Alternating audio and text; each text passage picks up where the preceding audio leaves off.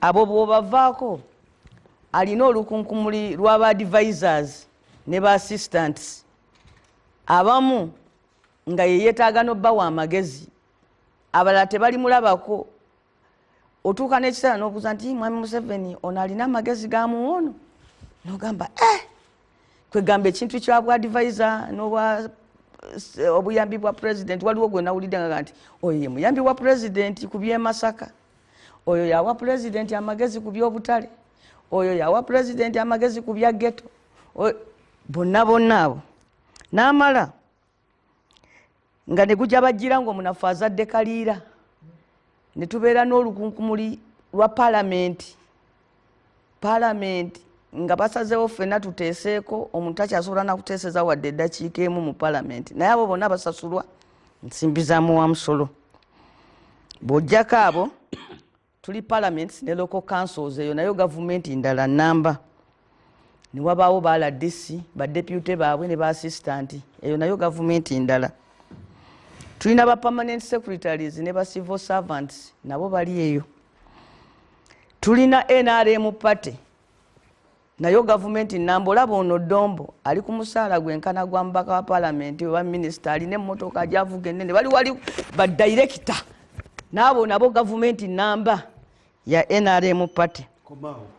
Tulina amagye n'ebitongole ebikuuma ddembe, kati ate awo wetubeererayo ne kye bayita kitchen cabinet omuli abaana n'abazzukulu.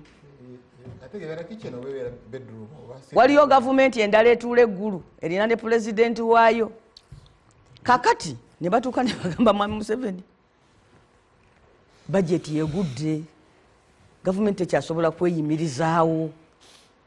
Kakati batandika omugamba nti saawa yakukwata ku baana yakwekwatamu, kwe kutandika ekyo ekigambo rationalization.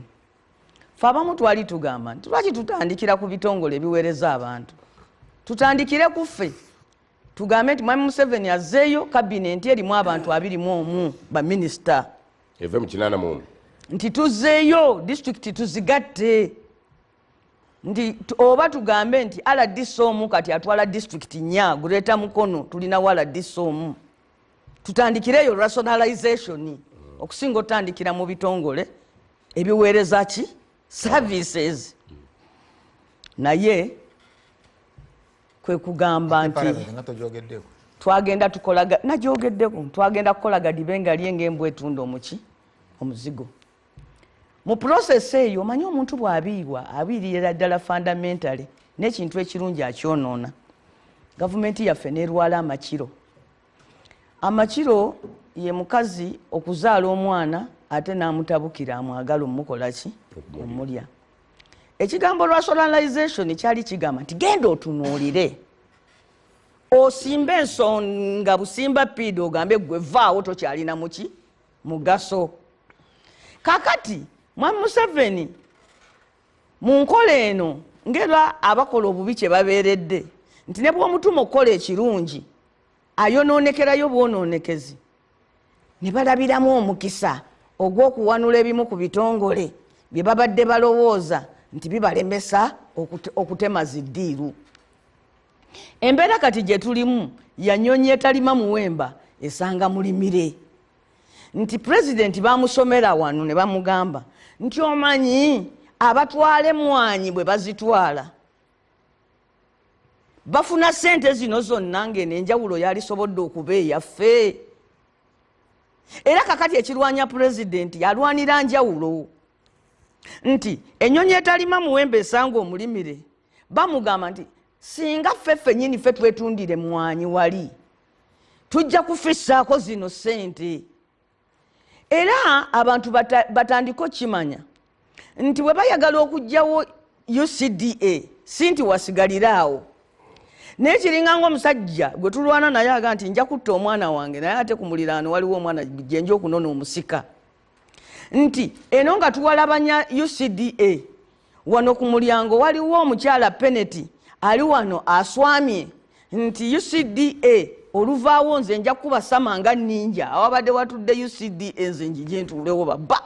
Kakati ffe abantu babuuza nti ki ekibakaayanya kubanga tumanyi nti omugenyi omusigire ye yagoba Ssebwana ku ntebe si kyekyo omugenyi omusulize kuno ku kyalo kuliko omugemba bano abatamanyi Uganda waliwo kabaka omu bamujjako naye ne baleeta omulangira ne bamusuza kakati Katikkiro yali akuuma obwakabaka naye nga waliwo eyasuze bagenda okugirayo bati ne bamuyisawo ne bamutuuza ku Namulondo so waliwo omugenyi omusulize penalty nga buli baagala basesetule bino ebitongole bya gavumenti bateekewo abo bakole enjawulo ku mmwanyi abantu bafe ababadde batunda emmwanyi ku luno ne bafuna kashi baagala obazzayo mu biseera biri ebyobota ebyemmwanyi engabireko obupapula nti no omusajja atwale emmwanyi ye ku katale bazipime nti muvuddemu kiro bweziti naye kaakati akapapula kaako jja kuddono ne ssente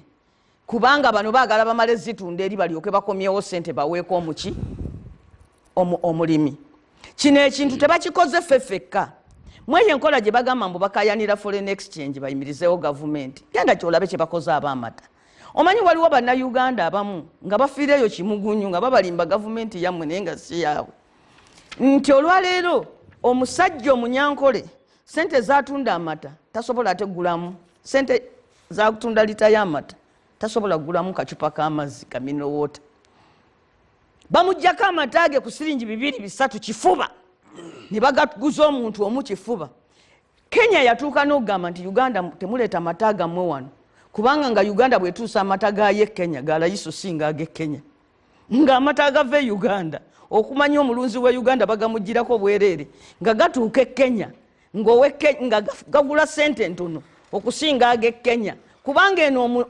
omulunzi wa Uganda bamuteekako agagula ogu gwalina ogaguza kumpi agamuggyako ki bwereere naye gyabonaabonera n'oggula eddagala erijjanjaba enteeze teriiyo genda wano olabe ku kye bakoze ab'ebikajjo olwaleero bamugulako ttani y'ebikajjo kiro 100 emitwalo 10 ate ne bamuwa kapapula naye etteeka eryo ery'ebikajjo we baali balireeta ndowooza ojjukira mu Parliament era lyerimu ku bya nalaba mawulire ono gabeemulugunya kiro 10 gira emitwalo 5 nze waliwo abazze wange ne baŋŋamba nti batuwa emitwalo 10 naye nga gyakapapula nti ogendayo omusajja n'agamba teekaawo ebikajjo akapapula kaako olidde okunona ki sente Kadaaga etteeka ly'ebikajjo twaliddiza Museveni emirundi 2 n'agaana olisayininga era kyekimu ku byaleetera Kadaaga obuzibu etteeka mbu ebikajjo obiguzaayo akulinaanye mu radius ya kilomita 25 otuukayo madivaani n'agamba nti nze ebyange nabyo byakuze ng'ebyo birina kukalira kuki ku musiri kyokka nga wali e Kenya waliwo omuntu agula ebikajjo ebyo 4 times the price naye nga tebakukkiriza kubitundayo abantu ne bafiirwa nti kubanga ye Mwami Museveni alina politics wa sukaali we simanya amafactory galina okukola ebyo nga bw'abikkiririzaamu genda olabe kye bakoze abalimi b'amajaani olabe kye bakoze abalimi b'amajaani nti abasajja bali eyo ebunyolo ettoolo bakaaba basinda nti amajaani bakolera bwereere olwaleero vanira tagwanga bbeeyi naye owe Uganda ye yagwa ebbeeyi abantu ne batuuka n'okulowooza nti oba gavumenti enewulira bubi bannayuganda basse kinoomu nga bafunye ku ssente kubanga ekyaddala gavumenti ku Coffee Wiruti yalekerera abalimi abantu bazzeeyo mpolampola ne beekwatakwata ne bazaawo emmwanyi zaabwe era ndowooza bazifunyeemu sizoni nga 2 ono n'akola ki n'asituka nti emabega ekijja kiri nti penalty tugenda tuuka ekiseera nga ye yekka ng'olina okuguza emmwanyi mu Uganda era nga yagiramula ebbeeyi nga bali mu ekyo ekigamba mbu ye agenda kugattako omuwendo penalty ng'oyagala okumutegeera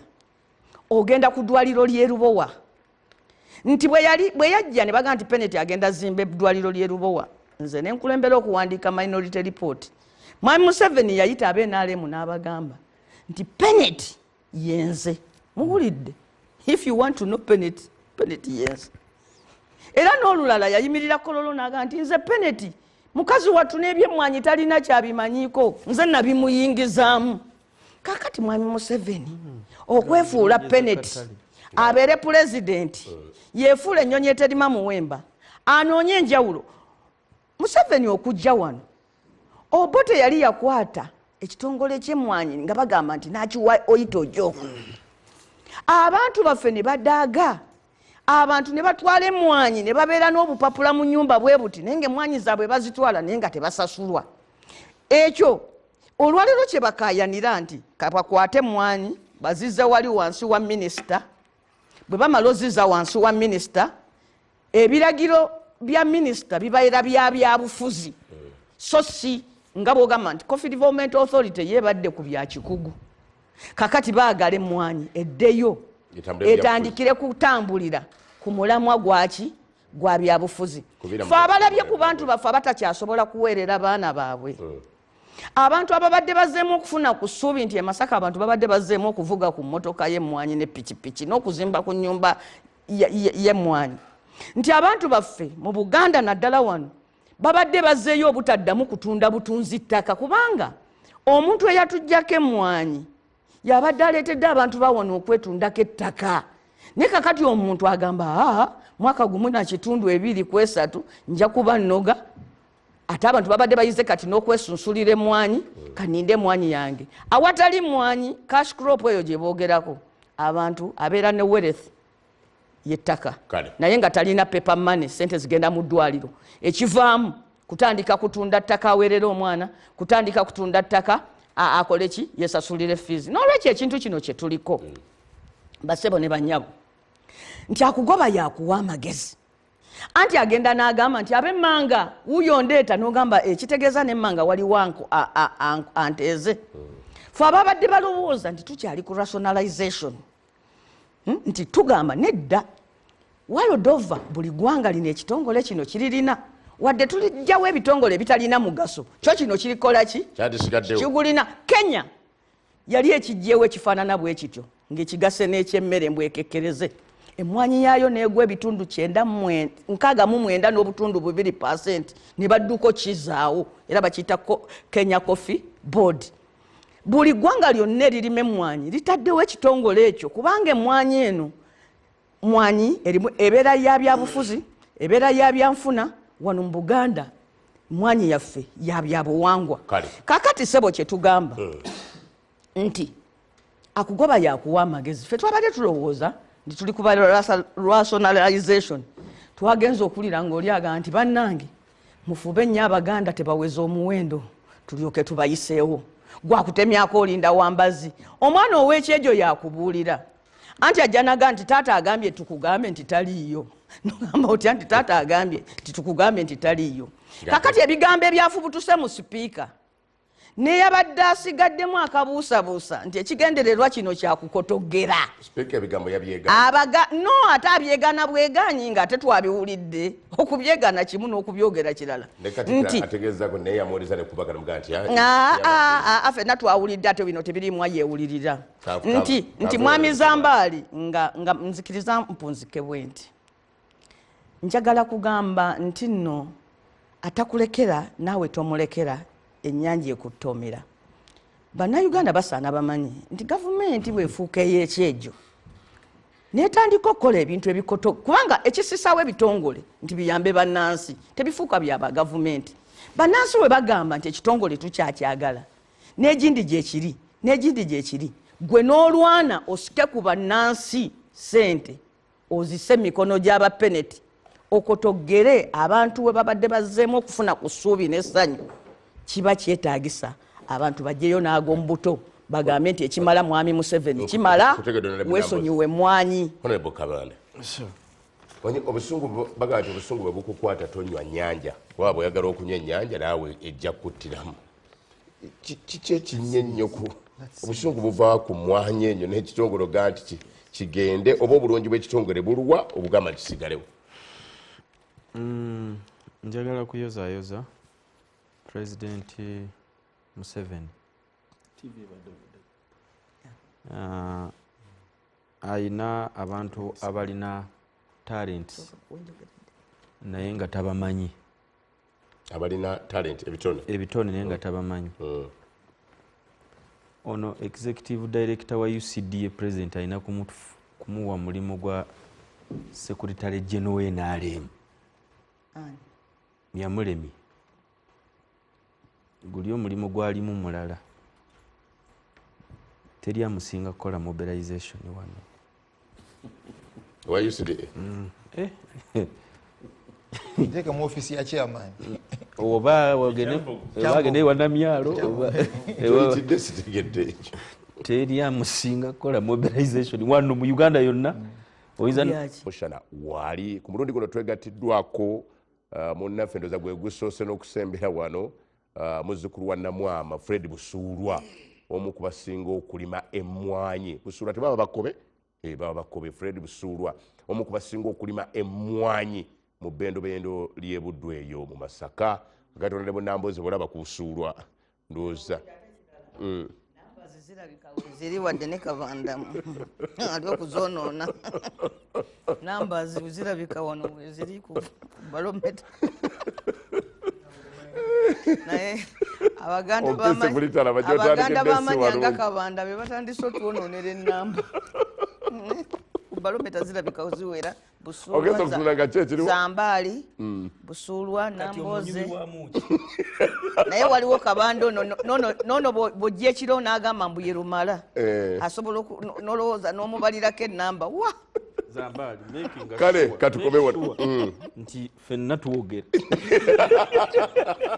ennamba wano weziri kale newakubadde tuyiseemuko naye ekikulu nti tugenda kwogera ku ennongoosereza mu tteeka eriruubirira okuggyawo ekitongole kya Uganda Coffee Development Authority okuddayo mu ministry ey'ebyobulimi naye wabaddewo okusika omugwaire ekyo ekibuuzo ekikulu ennyo lwaki mu bino byonna tutuuse wano mu byonna Kyalusula Mushana obadde olondoola nnyo bino byonna era obadde otunuulira ensonga eno ey'emmwanyi kiki ddala ekireese ababaka ku mulundi guno okunywera noga nti nedda UCDA yo esigalewo kyanjawulo ki ekiri mu kusika omugwa kuno kuliwo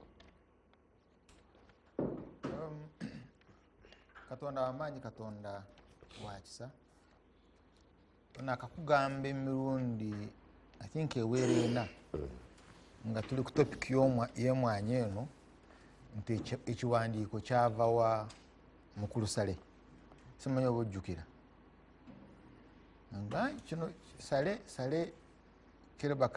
Mr. Kereba Kandwanaho okutuuka Mukulu Museveni ye yekka bwe yawandiise naga kino kintu kya idea yava wa Mukulu Sale ekiwadde tokiŋŋambangako kuno loza wali walala emirundi mingi egiwerako n'omulemesa tolina bukakafu tulagira byetategeera yes bulijjo nkugamba naye nga ndaba ontunuulira nkukwabiru baleeba boona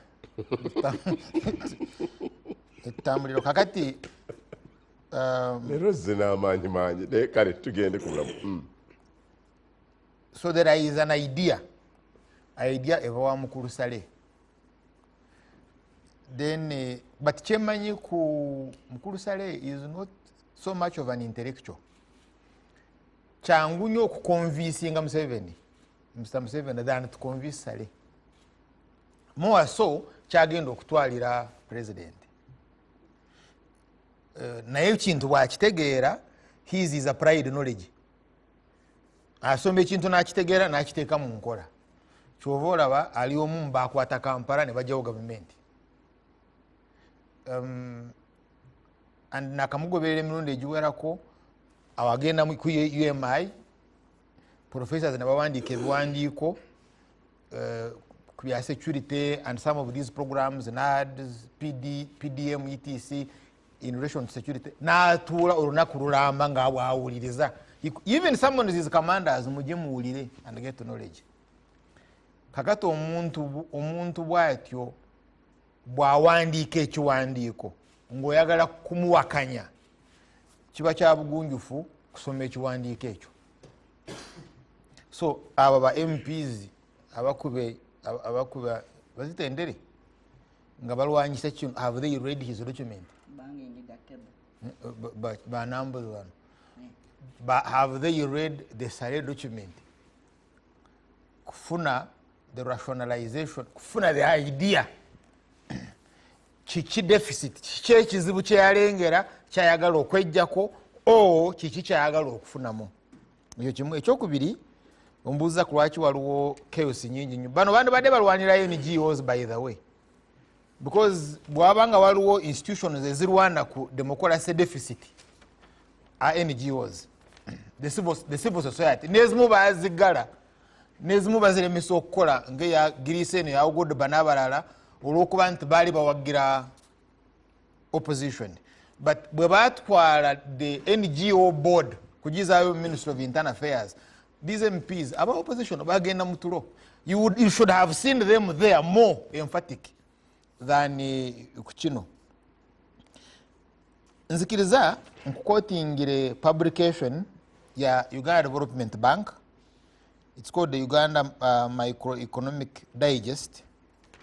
Egamba mu Luzungu, the relative stability of the Uganda shilling against the dollar has benefited from the recent central bank rate and increased inflow from coffee exports due to favorable prices.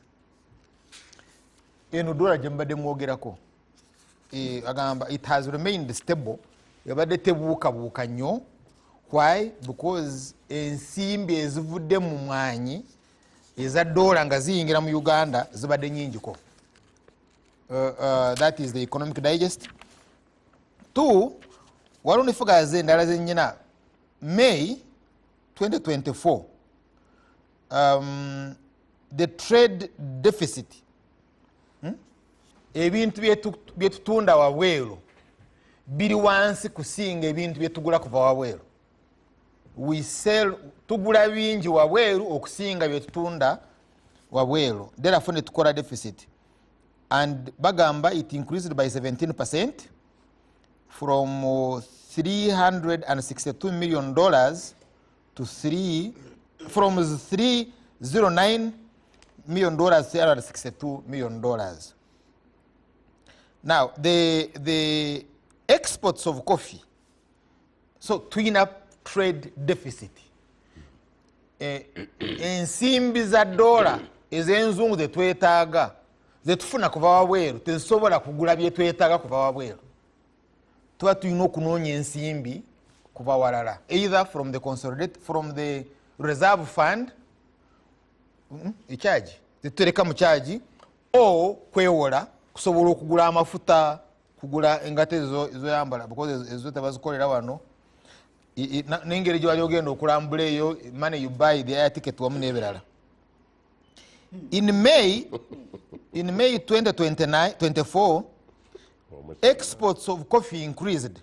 Emwanyi zeyongera from $84.7 million to $127 million.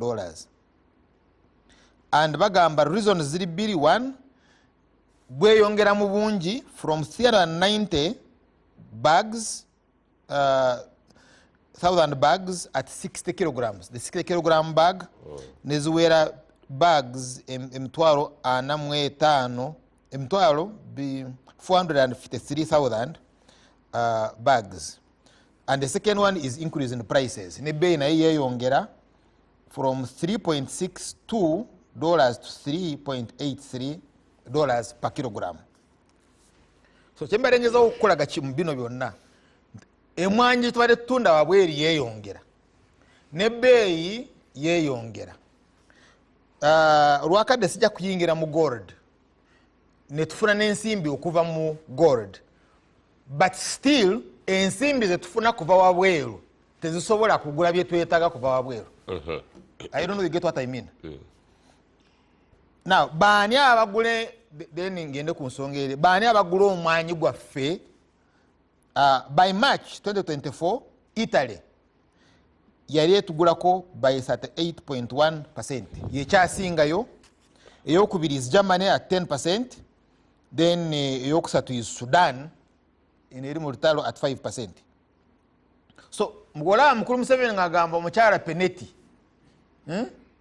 Peneti nga mbuza nono omulimi wa Masaka manyagala confirming oba ebintu atera kubichekinga ne mbuza wawe gwanga kyerisinga okugula omwanyi gwaffe nagamba Italy nengaya ebintu ebisoma ajja kunjulira nti mubuuziza kakati walanga mukulu Museveni agamba peneti ate nga peneti eva Italy deno mulaba naali omubulale agoberera ekisolo we kyayise wali oyizeeko embwa emanyi okuyiga egoberera ekongo olusu very good obulali kakati but bw'obanga tobitegeera just gwano ovudde wano gy'ovudde wano some of these constituencies oba Rwenshamu obawa peneti agenda kuba omwanyi gwaffe nga totegedde nti asingayo okunywa omwanyi gwaffe akatale akamanyi gye kali is Italy noono omukyala ava Italy.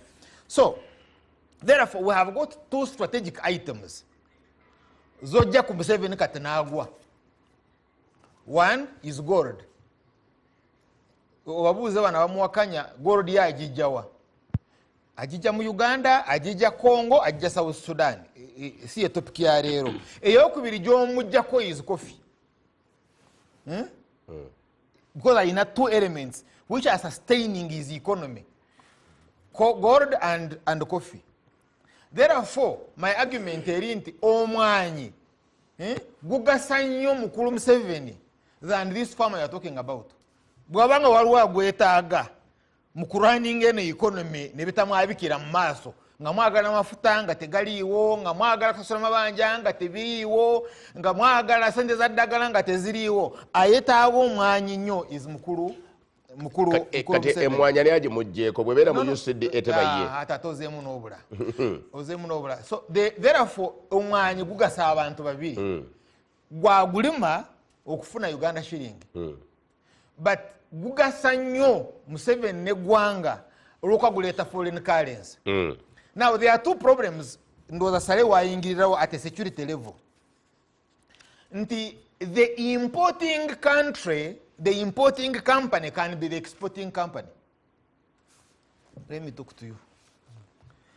Rwamshana company eri Germany esobola okujja wano newandiisa Rwamshana Uganda negula omwanyi from Uganda negutwala Germany jegenda ogunywera and using Uganda currency from a certain bank nga ya Germany wano and therefore eyandabadde jano nga euro from our coffee nesigala eri simanyi obontegedde kakati gw'omulimu oba ofunyemu but the economy crashes.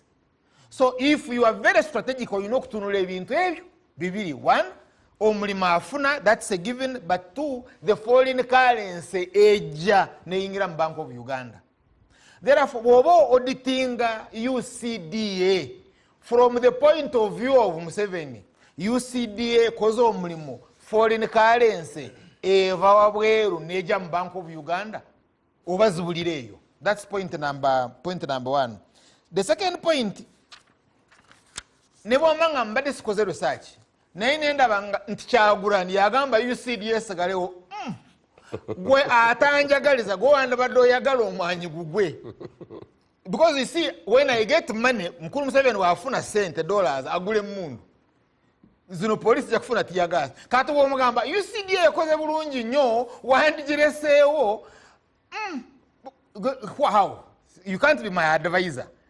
You can't be my choice. Choba mbadde mbuuza omulimi. What do you need? Naganze me I need a regulator. So Frank tumwebaze bwakufunira regulator nga tali UCDA. Is your question answered? Nagamba yes. So that's why I asked Mwanga Chivumbi the other day, what is your issue? What is your issue? Before you begin telling me for the first time in NRI history, Museveni's agencies are performing. Because you cannot say UCDA is performing. Why don't you also praise UPDF? You get you see, but to UCDA tugenda kugwa bano bebalabye agents of Museveni debate ogibalamiriza anti bukuluma so agibalamiriza tyayogera byotayagala wamagenda maaso kati nze nkutte ombuuziza why there is a quarrel. There is a quarrel because kigenda maaso Rwamshana Nakalema. There is a quarrel because Nakalema somanyani yamugira mu the one who came after Nakarem. A group here, Isoki. Ibinimo jabo gibalemye. Okukwata ensimbi engeri gye zitambula kuva mu UCDA nga zigenda mu babaka. Because yes, tunaba kufuna. Waliwo sente eziva mu UCDA? Tunaba kufuna. Sinaba? Because mbadde njagala kulaba engeri gy'obuuze bubuuzo. Kakati nkugamba bw'obanga toyagala Museveni, wayagala Museveni agwe nkya, gweremesa omwanyi. Kasita abantu omwanyi baba tebagulimye bulungi, tu ne guteeyongera okugenda wabweru, tajja kufuna $, ajja kugwa. Osobola okugumagumamu Palestine ebizimbe tebyagudde, osobola okugumagumamu abantu ne batambulira for 2 years nga tebafunye za mwanyi za kulya, then your government negwana mujja kubitereeza. But bw'olaba oli ng'alemeddeko either tategeera the strategic importance of coffee and nze ndaba mukulu Museveni ne Sale ye kyanonya is the strategic security eva mu coffee, that he must get enhanced foreign currency. Kyova olaba engeri gye bitambula kati, you can't track money. 2, UCDA levies 2%. On up to 2% on the value of coffee. Kino kitegeeza nti bw'obanga oyagala weewale that 2%, oyina okuwaayo contracts. You have to deflate your contracts. Someone you think, bw'otwala omwanyi gwa $1 million in Italy, bakuteekako up to 2% as a levy. So bw'oba oyagala to survive that, tojja kubagamba nti ntutegwa $1 million. Ojja kubagamba ntutegwa $200,000. Osobola okuwa omusolo mutono. That means togenda kuzikomyawo, because the financial that authority ekwata money laundering ejja kukwata, ejja kubuuza wagamba nti omwanyi gwe gwogenda okufuna is $200,000, ate $1 million eyingiddemu etya. So olaba how operations of UCDA nga bwe ziremesa foreign currency okujja. Nkufunuulire ngenda kuddira Katonda w'amaanyi wakisa. Ngenda kuddira kamala okuva ku mulimi w'emmwanyi ono, mukulu Fred Busuulwa, muzukulu wa Namwamu. Emmwanyi eno ng'egatta ebyobufuzi lw'omushana byantuttemu, naye njagala kati gwe ng'oyogera ku perspective nga gwe omulimi ku bino ebijjawo n'ekitongole okukigatta mu ministry, kukosezaawa ofuniramuwa? Neyanziza nnyo omulabi wa NBS Barometer, nkwebaza okubanga kwoli bannamasaka mwenna.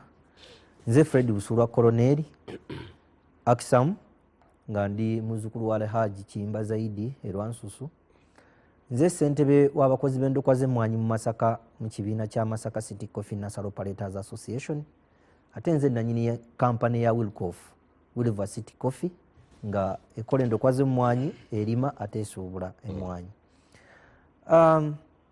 Ekyokutwala UCDA n'ebirala byonna, kati nze ng'omulimi oba UCDA oba ani, nze nfa ku kyammwanyi yange naki kye tugifunamu. Njagala okuwa ku background y'etteeka lino. Mu mwaka guno gwennyini gwe tulimu ennaku z'omwezi 4 Ogwokuna, etteeka lyaleetebwa mu Parliament.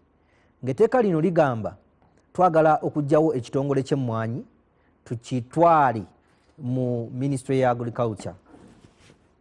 Mu nsonga background lwaki biiru enejja National Coffee Amendment Bill ya 2024 kyava ku kibayita RAPEX. Waliwo policy ya gavumenti ey'okugatta ebitongole bya gavumenti nga eyina ensonga enkulu ezesimba 3. Ensonga esooka okukendeeza ku ssente gavumenti zesaasaanya ku bitongole bino. Ensonga ey'okubiri kwe kubeera nti waliwo ebitongole ebikola emirimu nga bikola emirimu gye gimu ne mother ministries.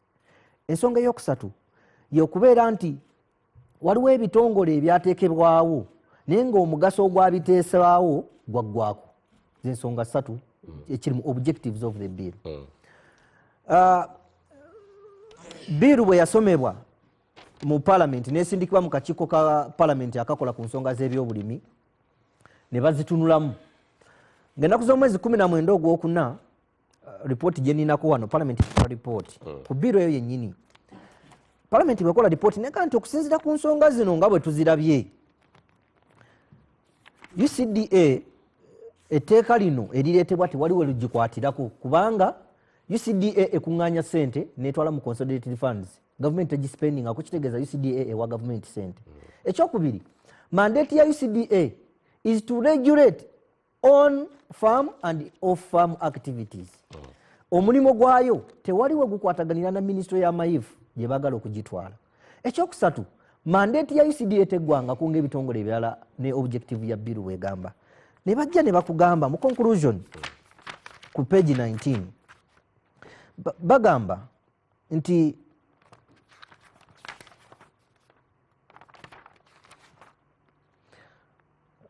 bakugamba ku page 16 the justification for rationalization of government agencies is not tenable in relation to UCDA.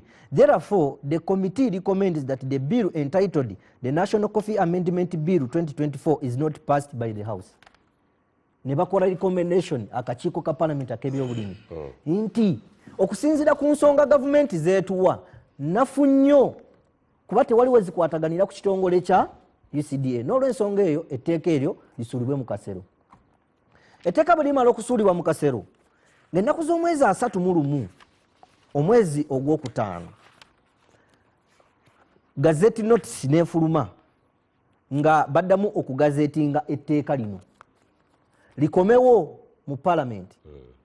Ng'ennaku z'omwezi 7 ogw'omukaaga Attorney General Honorable Kiwanuka n'awandiikira Minister Frank Tumwebaze, Minister of Agriculture, ng'amugamba nti twayogerezeganyiza ne Minister of Public Service Honorable Mululi Mukasa nga tugambe amateeka gano agaasuulibwa parliament gakole ki gakomewo. Baluwa yino njinako kopi nga 7 June gakomewo.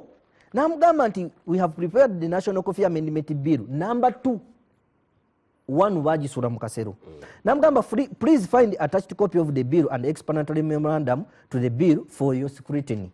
If the bill is acceptable from your ministry's point of view, kindly sign the explanatory memorandum to the bill and return 2 signed copies of the explanatory memorandum to enable publication in the Gazette.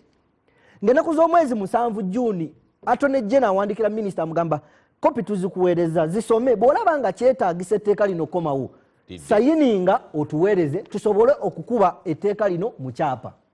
Kyokka etteeka lino lyagazeetingibwanga 31 May 2024 Gazette Notice Volume LCX VII number 36. Kyokka ebbaluwa efuluma nga 7 kyomuluzungu bano abaasoma kye bayita putting the cart before the horse. Ekigaali okusika embalaasi nga embalaasi yalisise ekigaali. Etteeka eryo ne likomezebwawo biiru nejja nesomebwa mu parliament mulundi ogwokubiri nesindikibwa mu kakiiko ka parliament akakola ku nsonga z'ebyobulimi.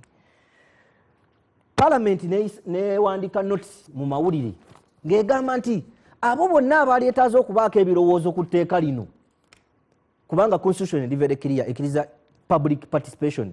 Etteeka lyonna okukolebwa mu Uganda walina okubaawo okwebuuza ku bantu. Bwe nalaba notice nga nze ssentebe wa Masaka City Coffee Nassalo Palaters Association akwatibwako ku mwanyi wali wennyini weeviira ddala ku Nassali nempandikira parliament ennaku z'omwezi 15. Gwe wennyini? Nze kennyini yine baluwa nga 15 ng'otaddemu kyamangu n'embi omwezi guno. Nsaba okulabikako mu kakiiko ka parliament ak'ebyobulimi okwanja ensonga z'abalimi b'emmwanyi bannamasaka ne tutuula mu kitawuluzi ne tusoma etteeka ne tusoma buli kimu ekikwata ku mmwanyi. Ffe bino bye twaleeta twalaga background buli kimu gye kyava bino bye njogeddeko wano n'amateeka 2 ne tukola recommendation.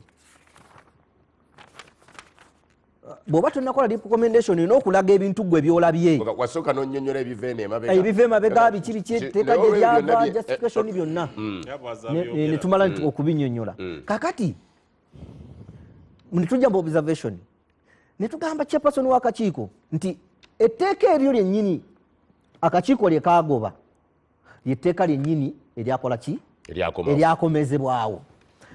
Ne tugamba mu kwokubiri nti objectives za biiru mu kawairo namba 3 ne 4 zigamba okuggyawo ekitongole kya Uganda Coffee Development Authority okukigirawo ddala kye tuyita abolish ne dissolving.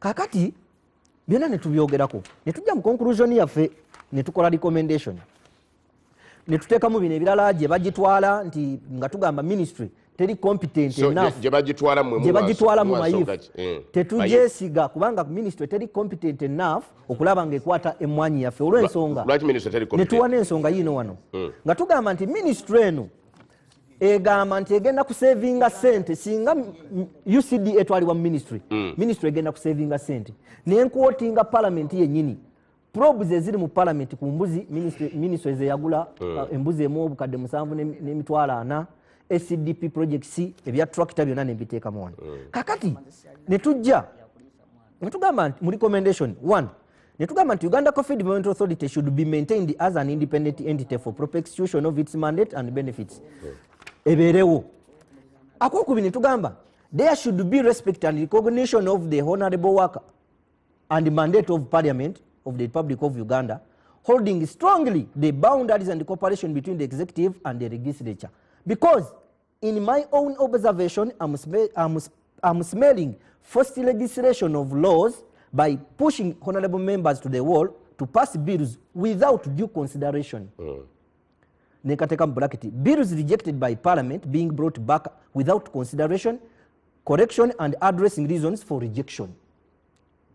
Nti biru eno yennyini ekomezebwawo minisita gyakomyawo Frank tumwebaze bye bamugamba agenda atereeze ne bamugamba nti tugigobe olw'ensonga eno neno zennyini ze yakomezaawo nga bwe yadde n'akamu ne tumaliriza wano nga tugamba government should empower Uganda Coffee Development Authority so that it can smoothly execute its duties so that Uganda can achieve vision 2030 kubanga mwekiri farmers get high prices and traders go home with smiling faces after getting high profits from their coffee transactions. Naye senga minisita yali atereezezaamu mu biri byoga byatatereezaamu. Ensonga zaatuwa nafu kubanga zonna ne Parliament yakakasa nti tewaliwo zikwataganira na kujjawo kitongole kino. Era neewunyiza nnyo n'abadde ku Parliament awo nga ndaba Honorable Linda ssentebe w'akakiiko ka Parliament ak'ebyobulimi. Ku ripooti eno yennyini yali namba 2 mu kusayininga nti UCDA sigalewo n'ensonga zeyakola ki zeyawa kakati ku luno nenewunya ate oba kyekyabaddewo oba luli yali mandwa nga leero omukongozi yaze twategedde n'agamba nti ate ku luno omwana afunye 10 mu science afunye 10 mu SST afunye 10 mu math afunye 10 mu English ekifo ky'okuteekako nti omwana promoted to P5 n'ateekako addemu yeetegereze oba agobeddwa ne mu ssomero kakati ne tugamba abaffe kino ate kyatuuseewo ddi ffe ng'abalimi b'emmwanyi tetulwanirira UCDA nti tugyagala nnyo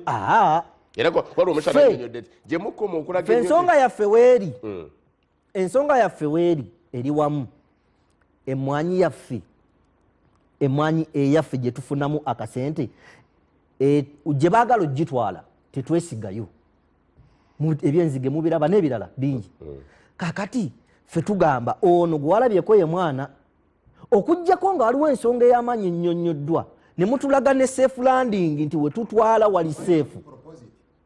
Yes? Lwaki mutemuwaayo be mwetaaga singa tulabayo kino nakino Parliament yabadde etudde ne bakugamba if it's not broken why do you fix it? I'm saying you the farmer. Anti ly'eddoboozi lyaffe ly'eddoboozi lyaffe nze nagenda mu kakiiko if it's not broken kyembadde mbuuza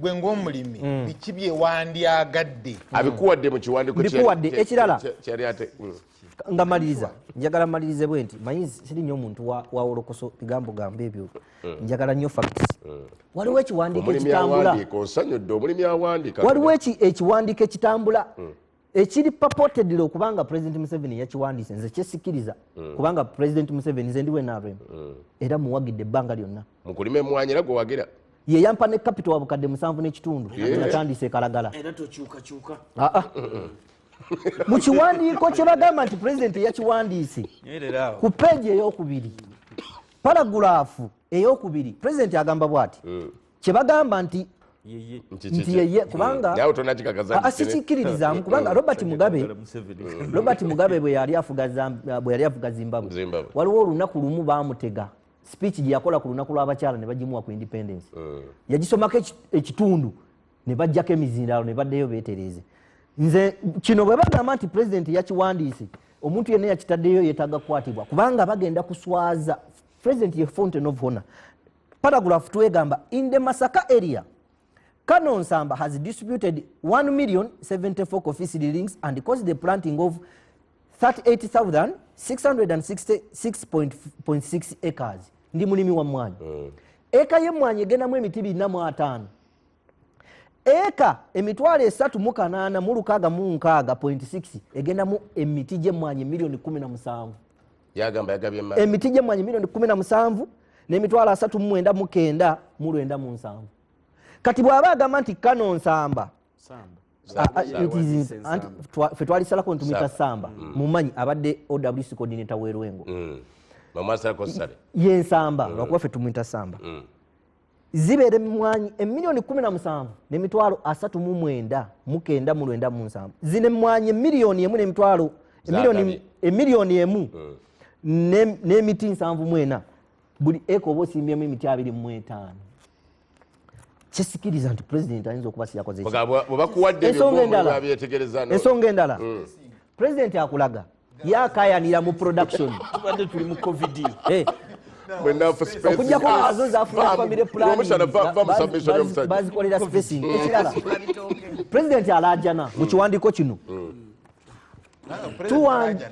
UCDA president akugamba nti UCDA lwaki temwagala eveewo kubanga ffe tugamba president agamba nti singa UCDA ne NADS byali bikola bulungi we twalituukidde mu mwaka gwa 2013 bannayuganda lwaki twatuuka mu 2013 nga bannayuganda ebitundu 68 tebannayingira mu money economy naye OWC bwe yajja neegaba emmwanyi mu kiwandiiko kino kyennyini ne tulinnya era olwaleero ebitundu 67 ku 100 abantu bayingidde mu money economy newuunya era president akugamba wano kyebagamba nti kyavuddewo president nti UCDA eremedde omulimu gwayo kubanga tegabye mwanyi zimala ne production terinye nenewuunya president ayinza okubanga tamanyi mandate ya UCDA to regulate on farm and off farm activities. Regulate UCDA mu mandate yayo temulimu kugaba mwanyi.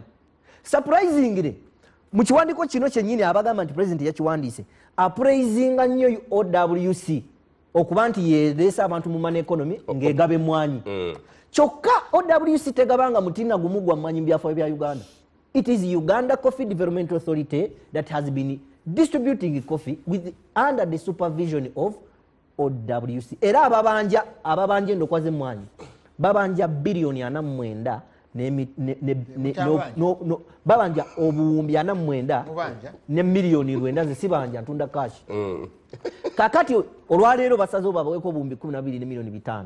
Naye asasula yes asasula asasula oluvannyuma lw'okukwata parliament etayi ne ministry of finance twabirwanira mu abira bali babawadde 2.5. They committed themselves. So prime minister yajja committed n'agamba babawe 20 billion era oluvannyuma lw'okulwana kubanga ministerial policy statement yafuluma nga bataddemu ku legenda yagenda okujja nga bajjeemu ebyo birala kakati olayogedde ko legenda kakati simulimi w'e Masaka mulimi w'e Kampala operation wealth creation tegabanga mutina gumu. UCDA ebadde gabezo zone mwanyi kitegeeza president singa yabadde awandika kino yali badde agamba UCDA njiwadde credit olw'okugaba because OWC was supervising era bwe abajasi bwe batandika okugaba nabe mwanyi nga bakoze company zigabe mwanyi ekintu we kyagwira era president n'akiteekamu wano n'akugamba nti paragraph eyokusatu long live OWC. However, OWC also started having issues. Complaints started coming in of begabira bokka, they only give seedlings or materials to honor themselves. Bagaba bifu, they give poor quality materials. Awo mujasi we yayingira mu mwanyi quality nefa.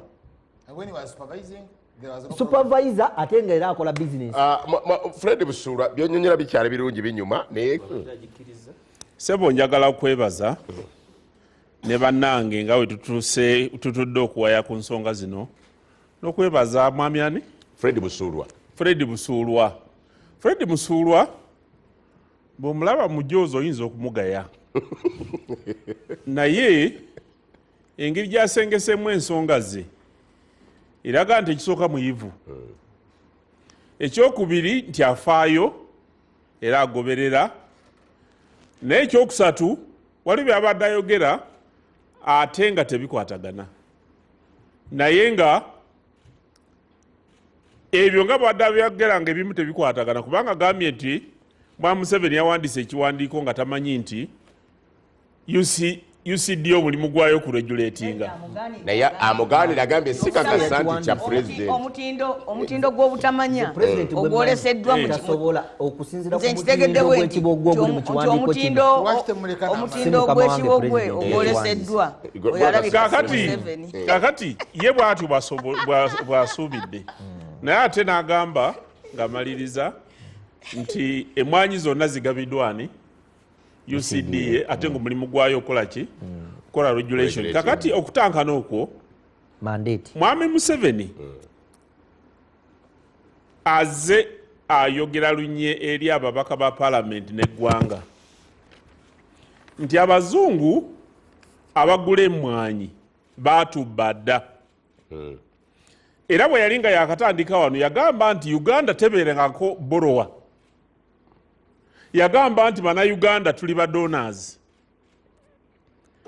n'abalaga value chain y'emmwanyi nga bwetambula naga nti ku biliyoni ebina mukaaga eza dola ziva mu mmwanyi kakati Africa n'amawanga gonna agalima emmwanyi ne gafunako 25 obukadde Africa efunako 2.1 n'abuuza nti ekyo kijja kakati Mwami Museveni ettima lye liri ku bavubuka abasituka ng'ate emirimu tugiweereza abazungu be bafuna mu mmwanyi Bannafrika oba Bannayuganda ze batuyanira kakati Mwami Museveni atera okulengera ewala bw'aba ng'akolera batamumanyi ze malako ekiseera olumu nga tuwakana naye era nja kuwako ekyokulabeko lumu twagenda ne tumulumba nga nkyali mu Parliament nga tulimye kasooli mu Eastern Uganda ng'enjala yamannyo ejja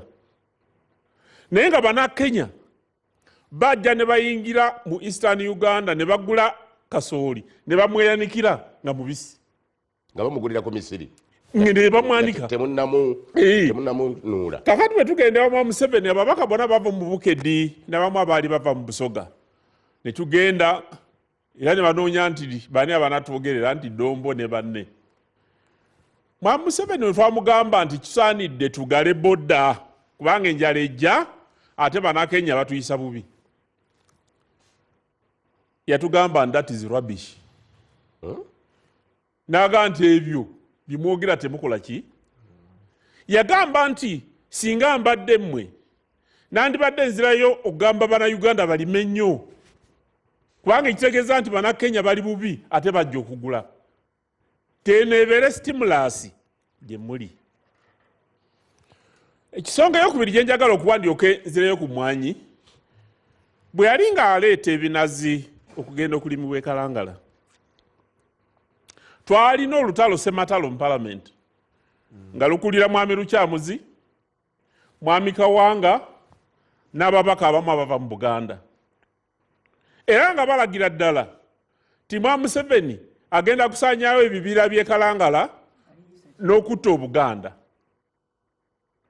Mwami Museveni n'atugamba nti n'ebinazi nabyo bikola ekibira naye ye naga nti mutunuulire ensimbi zetusaasanya ku kugula butto okuva ebweru singa ensimbi ezo tuzireeta wano nga butto tumulima wano abantu baffe tebandibadde bulungi kati singa esaawa eno ogenda e Kalangala n'ogamba Mwami Lukyamuzi oba Mukulu Kawanga n'omuzaayo e Kalangala ku bye baayogeranga nti Museveni agezaako okutta Tannakalangala n'abantu baayo abantu b'e Kalangala bakugoba n'emiggo wakakati byayogera ku mmwanyi eno UCDA gyayogerako Mwami Museveni yagireeta kubanga obwetaavu bwaliwo tebuliiwo kakati Mwami Museveni yatunulidde ensimbi z'akozesa abazungu ze baganye okututuwa aba World Bank bye bamuwandikako kubanga tuyisiza amateeka agamu ga bisiya g'abamu gaki n'agandi kati kyokola ng'oli mugezi otunulira ku nzirukanya ya gavumenti gy'olimu noga nti obanga ezibadde zijja tezikyajja kakati okozesa oti eziriwo okutuukiriza obuweereza eri abantu bwe yatunulira n'aga nti olina okukendeeza ku bitongole bya gavumenti waliwo bana babaka be batayinza kujjawo ne bagamba bebanyumyako mu NRM caucus babuuza mwami Museveni ebibuuzo ebikambwe ne bamugamba nti bwe tumala okukola agencies zino ate n'enzirukanya ya gavumenti n'ebitundu bino nabyo mulimu ssente ezibuliramu ebisaasaana tugeze tutya n'abagamba nti nabyo tubinyweze naye fe obuvunaanyizibwa bwange nga pulezidenti w'eggwanga abantu bwe bampa okutuukiriza obuvunaanyizibwa n'obukulembeze eri abantu tusaanidde ebitongole tubigatte kati mwami Zambaali nkubuulire ne wandibadde nga UCDA ekola bulungi oba yandisaanidde okubeerawo debate kati weetuuse ne wandibadde gwe nga mukulembeze w'eggwanga oba tokyayagala ebeerewo kubanga ebe promotinga rebellion n'obujeemu mu nzirukanya ya gavumenti gavumenti nsonyiwa okukulya ekimuli mukulu Ddongo buuza byolaba kati tukootakoota mu Gaalumonde tekyadda mabega erwa debate ku UCDA kakati ono akugambye nti etteeka bwe yagobwa kokasi neddamu ne beetegereza ne batuuza ne meetings ez'obukiiko bwa palamenti busatu ne mukulu Bwanika yani Abedi Bwanika n'agendayo n'akola proposal ya transition ey'emyaka 5 president n'agissa n'agiteeka ku 3 ye Bwanika yagamba nti ekitongole kibeere bakole transition emyaka 5 kisigalewo n'emyaka 5 nga bagenda bakola bafreezinga mpolampola president n'agamba nti tuyise etteeka naye tujje transition ya myaka emeka kale nzikiriza myaka 3 kakati bw'obanga oddukanya gavumenti nze ndaba mwami Museveni lwakwagala nfuga y'amateeka n'enkola ennungi kyeyava azaalawo bino okubeerawo naye singa yali ayagadde nga mwami Museveni oba singa yali ggwe oba singa yali muntu mulala yanditusse ku mwaka gwa budget singa lw'omushana oyo president njituga n'atuuka ku mwaka gwa budget n'agamba nti UCDA zero allocation activities muzitwale ministry kakati ebirala ne byesortinga naye ekyo tosala weegi kuba yali ku misaala jjo toyinza kuteekayo 0 naye ekyo teyakikola naye ayinza okuteekayo 0 ne bagenda mu kooti kubanga obwe bukulembeze executive order naye kakati nze njagala debate erungamiziwe ng'omwami ero wabadde nga mwami Omushana wabadde abuuza kubanga nawulirako emabegaawo bamwami Katikkiro wa Buganda yali abuuza obanga yeemulugunya waliwe oba yali minisita wa gavumenti oba kyali kitongole kya UCDA ekyewaŋŋangusa ne kigenda ebweru eyo mu nkiiko ne kigamba nti Uganda tugijjeyo mu kakiiko akatwala ebyokutunda emmwanyi ICO ne mpulira Katikkiro ng'abuuza ti ani yakikoze era mwavuddemu mutya nagamba nagende Stockholm nensanga emmwanyi z'e Rwanda nensanga emmwanyi z'e Ethiopia nga baziranga mu airport nti Uganda teriimu kakati ebintu ebyo waliwo ebibadde bitatambula bulungi ate nga byetaaga okuterezebwa naye ng'ekikulu mu kino katonyo mukulu Honorable nga UCDA emaze okwewanduukulula mu kitongole ekyensi yonna ekigereka n'okulaba nti bano balina emmwanyi zino ziri bwe ziti no nazigula waliwo akasiza mu kitongole ky'ensi yonna nti emmwanyi za Uganda mutindo gwegwo sebo ngaffe ab'emikutu gy'abantu tugamba nti Ipsos report erulaga oyimiridde bwoti amaanyi go gali bwe gati MTN nekuwakalamu ekibi ekiri mu bintu bino byonna ebigenda mu maaso kwe kwonoona enteesa mu luzungu lukyagamba nti vulgarizing the debate n'okwonoona kubanga mwami Omushana abuuzizza oba abantu aboogera ku mmwanyi UCDA yajja mu 9 mugumu naye nga 9 tenatuuka abantu bali tebalima mmwanyi naye yali wansi nga tebagifunamu kakati era mwami Museveni n'alaba nti nandikoze eki era ne mu kutandikawo byemwawe promote improve and monitor marketing of coffee anti kakati ekyo bwe yamala okukikola aga nti omugaso ogwali gukolebwa n'okuluŋŋamya enzirukanya ya gavumenti kino kisaanidde kiveewo tugende na kino kakati kyalibadde kibuzibwa kati nti nayeeyo mwami Museveni gye bagamba okutwala emmwanyi mu ministry ebigendererwa bino bitegekeddwa bitya era binaatuukirira omulimi bw'anaalima emmwanyi ze n'azitwala zinaasigalanga za mutindo kubanga value chain y'emmwanyi we twali mu caucus meeting naliyoko mu caucus meeting ezimu Mwami Museveni yagaa nti emmwanyi etandikira wa waliwo abagirabira wano mu kutunda naye nga nagaa nti nga temunaba kwebazaana abagitunda mwali badde mwebaza abasayansi kubanga kolono coffee ya developing wa bana Uganda nga bakozesa amagezi gaabwe Odare Busebunya ne banne be yali akola nabo katobanga value chain etandikireyo yabuuza nti value chain twebaze bano abadde bakola supervision mu regulation oba tugate value chain yonna butumanye nti research ekola ebigimusa n'okulima nabiki ebiteekeddwa okola bikola n'ekyokusatu nti omuntu wala emmwanyi ze n'azitunda zinagenda kakati Katikkiro eggulo n'amuwulidde agamba era nga yabadde nteesa nnungi nnyo waliwo n'akatambi k'enva okulaba kati ng'agamba nti ekisinga obukulu bannayuganda basigale nga bakola ki nga balima emmwanyi. That is very important kubanga kiteekeddwa. Ekyokubiri njagala tulabe nga UCDA we nabanga ebivuddewo waliwo agenda okukosebwa kubanga UCDA evuddewo nga bagitadde mu ministry oba ababadde bakola mu UCDA n'abo bakolagana nabo be bagenda okukosebwa. Kati nze nsaba bano ababaka kubanga balina obuvunaanyizibwa obw'okubeera mu tteeka ti Mwami Museveni aluŋŋamizza enkola gy'ayagala naki ekikwatagana ne byeyasuubiza abantu. Kati wabanga amaze okukiraga n'akirambika n'akisomesa era n'awandiika ababaka mugende batuukirize ekyo wali ku committee stage ekyo mu palamenti. Kakati ebisigadde tulabe obanga abalimba nti bw'ojjawo UCDA oba olwanyisiza Obuganda, bw'ojjawo UCDA oba olwanyisiza abalimi b'emmwanyi, bw'ojjawo UCDA oba okoze kino kubanga obudde bw'omulimba tebukola ki tebulwa kukya. Ekyo kye twagala abantu bamanye. Naye debate y'okubanga okulwanyisa bibadde nga abalimu bwe babiyita Pulse ne Katikkiro gamba nti awali omukka tewabula muliro. Ebigambo bibadde bitandise okwetingana era biva mu mmwe ndowooza bye bireese. Omanyi ekyo nakyo kankyogereko. Nja kusaba ababaka bano bansonyiwe. Palamenti yaffe erina engeri gye yaserebamu. Ne neebuuza ki ekyatuusa palamenti ku kino? Bansonyiwe badde nsigenda kubyogera naye lumu nagenda juzi wano former MP yafa mu parliament.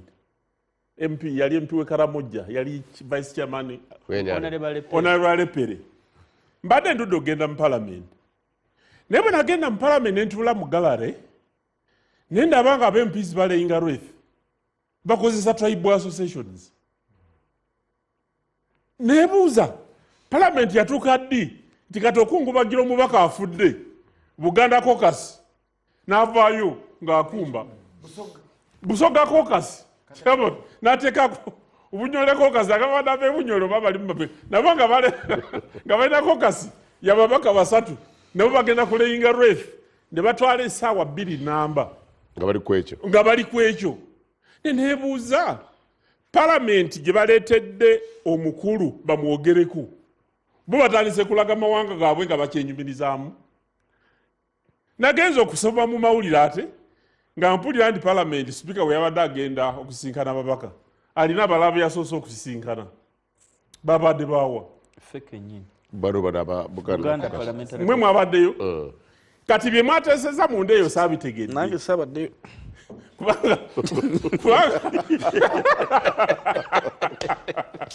kirabika bano ababaka bwe babadde mu lukiiko ne Sipiika olwa Buganda caucus simanyi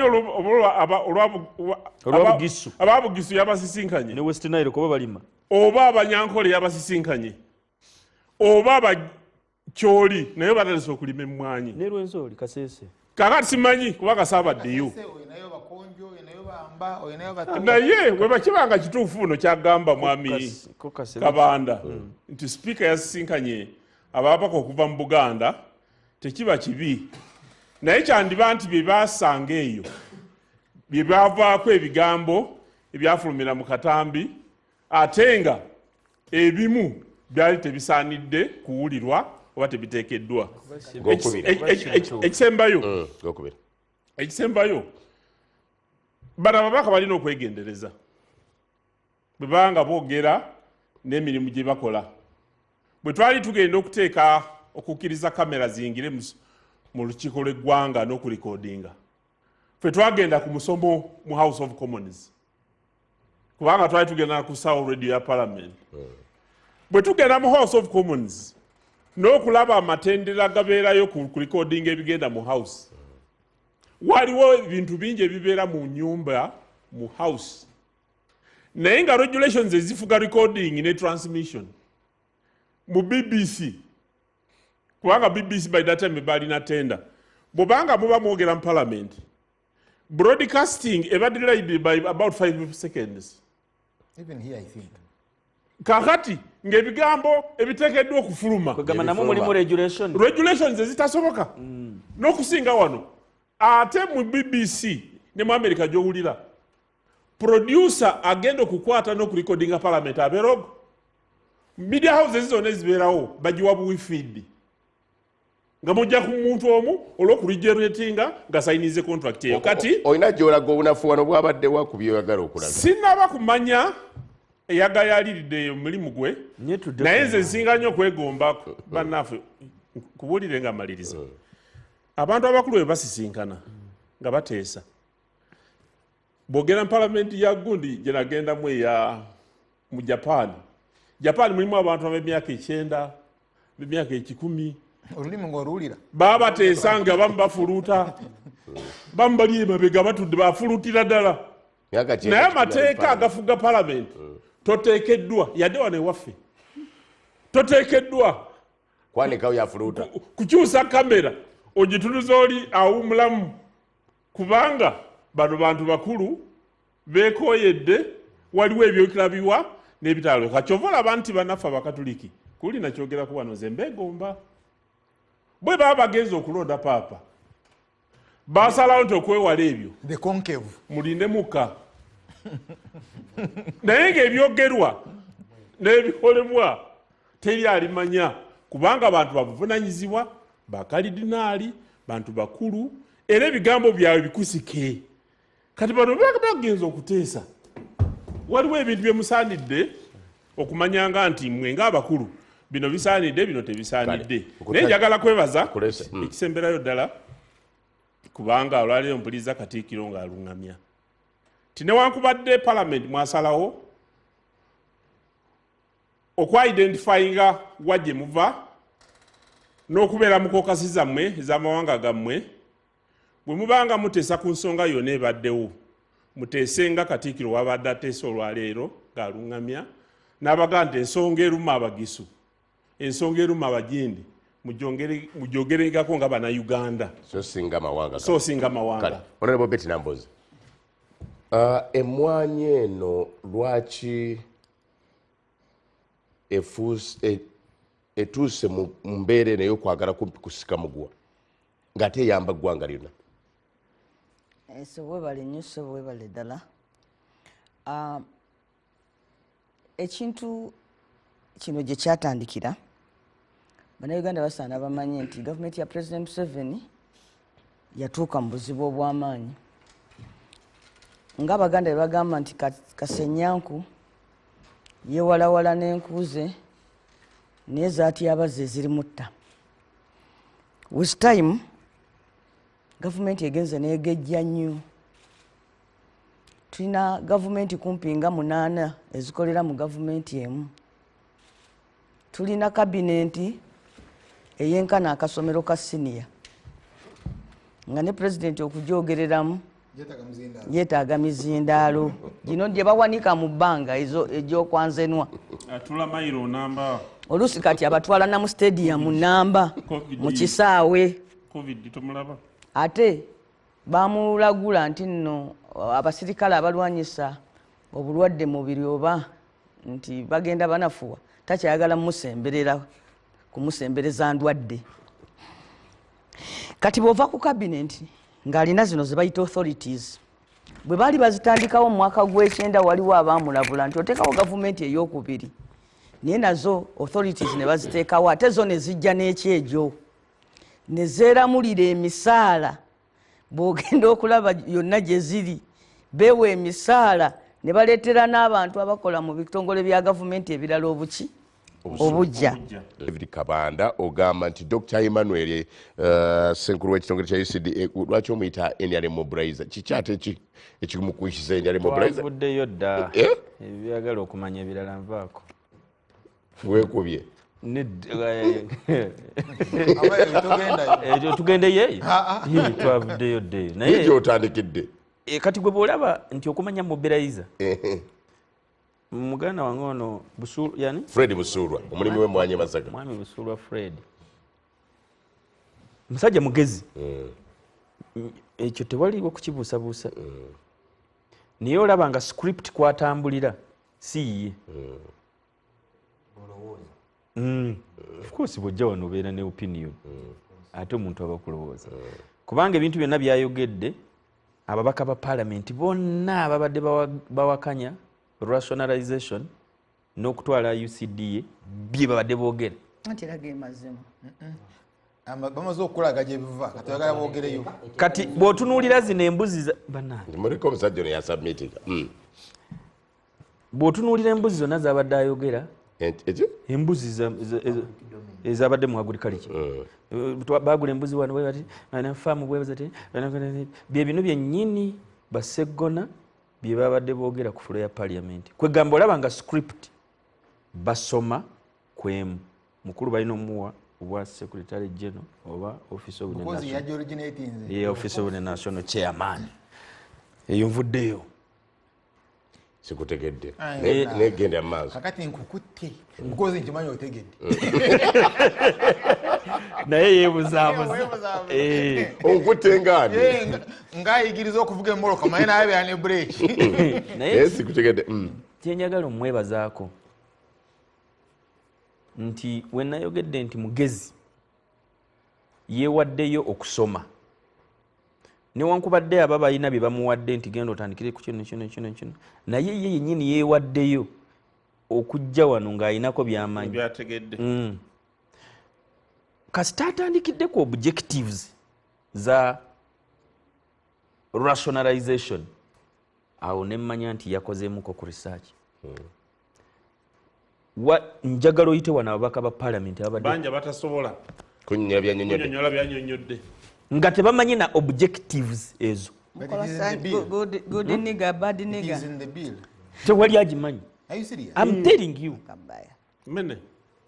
waliwo omubaka wa parliament mu kifo ky'okugiyita UCDA wagambye wadde ogoberere omukyala w'embaale yagiyise NCDA mirundi egi waliwo n'omubaka yasomye ripooti nga etteeka aliyita UCDA Act. Yes, UCDA Act nga liringa eryafuuse edda libasayiniza owa minority nga naawe omulimi w'emmwanyi olaba lwaki omwami ono teyesimbawo omukulu dombo omusabu ngo omusajja alima emmwanyi ze abisobola kubanga yanyiize ye yennyini yanyiize sente zange mu mmwanyi sisobola byammwe ng'olabira ddala ng'abantu just azze omanyi bwe baba bakola biiru onalebo Nambooze akimanyi biiru buli lwetuuka wali we tubadde tulaga wali ku committee stage awo we wabeera ekinyusi si wano mu debate kasita atandika close by close kakati awo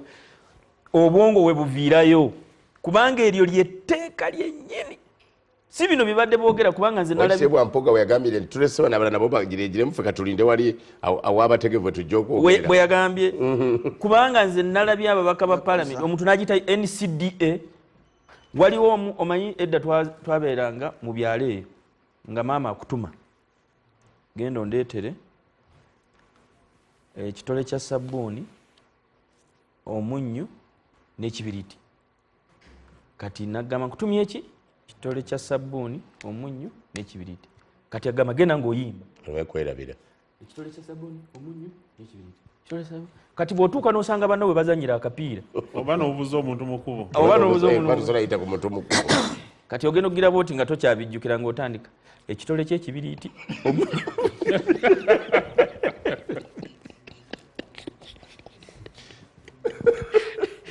nalabye ababaka ba parliament ekitole ky'ekibiriiti omunyo gwa sabbuuni anti yoli eyagambye abaganda obutawera nnamba n'omukinyo gweki kati nobanga tokya nze nalabye ababaka besirabangako mu Parliament emyaka 4 nga bakwata omuzindaalo nga ye yazza nga yakuraminze ekitole kya sabbuuni ekitole kwegamba kyekibiriiti nga ye bino bawonayo Nambooze bano bwoba toli stede ng'oli side eri eyaffe gye tuteeseza akukangamu clarification kati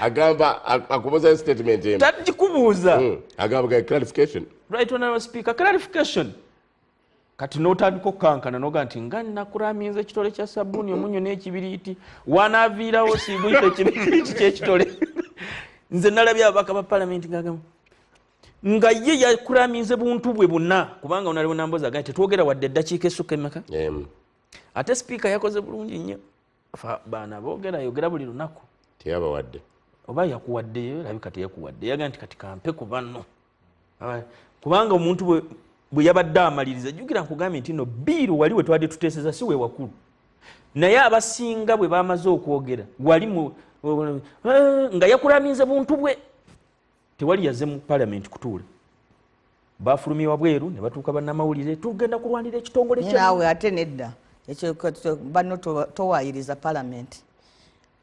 Parliament yagenze mu lobby lwakulonda sigamba tinabaka bamaze okwogera ne bafuluma era bwe twavudde mu lobby speaker yenyini najadijaninga mukama wange nze nabadde mu Parliament bafulumye ne nabadde mu Parliament leka nkubulire kyabaddewo eyo nga tetunatuukayo nze kenyini nateeseza emirundi 3 nga seeking clarification nga mpa information n'okuteesa kuba baka ba Parliament ababadde bali mukola ki mukuteesa era bano ababadde bagamba why do you fear people being rich already babadde mukuteesa ng'omuntu bw'amaliriza okuteesa taddamu kutuula ebyo byonna byogamba nti no speaker yasomye tugende nga what we call putting the question byazze nga debate ekoze eki ewedde era buli mubaka yabadde amala omuzindaalo gwe bwekyo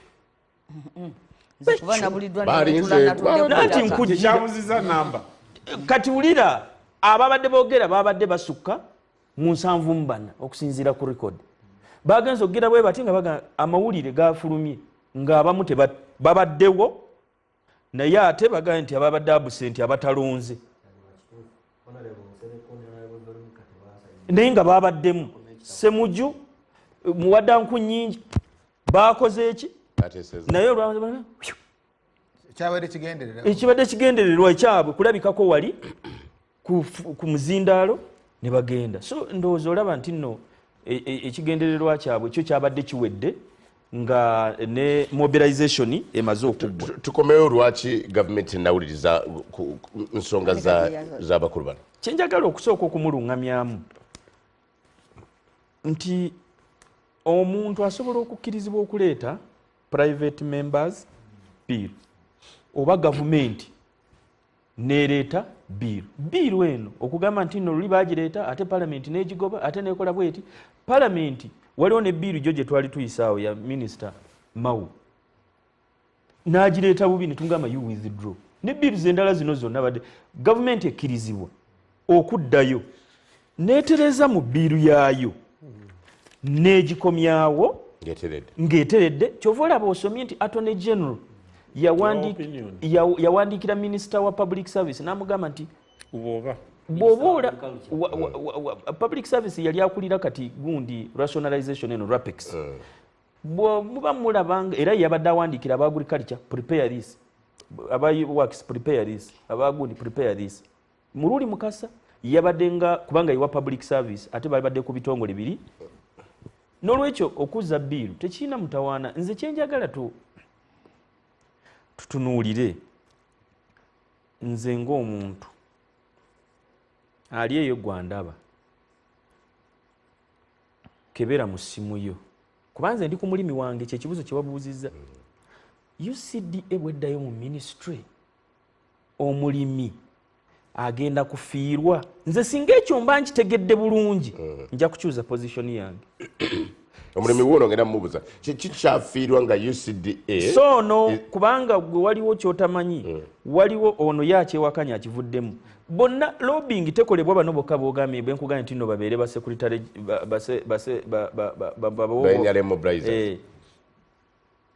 walimu ne banasale bed operators nga ne mbaka ba parliament mwebali gyoli abalamu mu mwaka gwa 2023 bateeka kuninga kubanga baali bamanyiira okusupplyinga UCDA ensigo kakati UCDA yabalaalika ne bagamba nti waliwo n'omubaka wa parliament yeyada proposing emyaka emeka n'emeka yakasupplyinga miliyoni emu of seeds yes of seedlings era omwogedde bwana si nnyo yes abamu babadde basupplyinga ne nads bamusasudde 1.5 billion anti kakati bwe bamala okukuza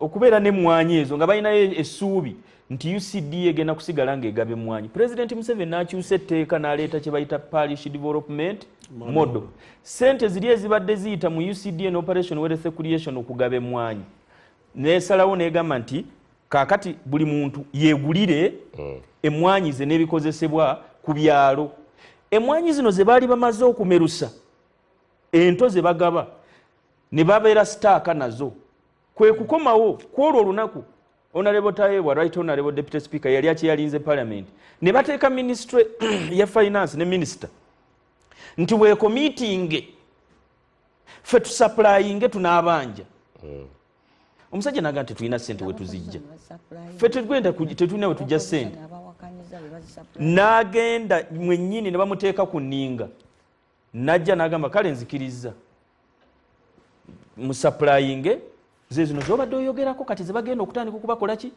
babagamba nti kakati UCDA kasite enaavaawo n'egenda n'ensimbi zirize mubadde mubanja ani anaabasasula so mobilization gwe tolowooza nti nno yakusaaga nze kyenjagala nfune mu mulimi ono omanyi ekiraga nti nno ekintu kya mugaso omuntu w'omugaso yenna omulimi yenna ndaba gwali eyo nsaba okwata essimu yo okeberemu ennamba y'owa UCDA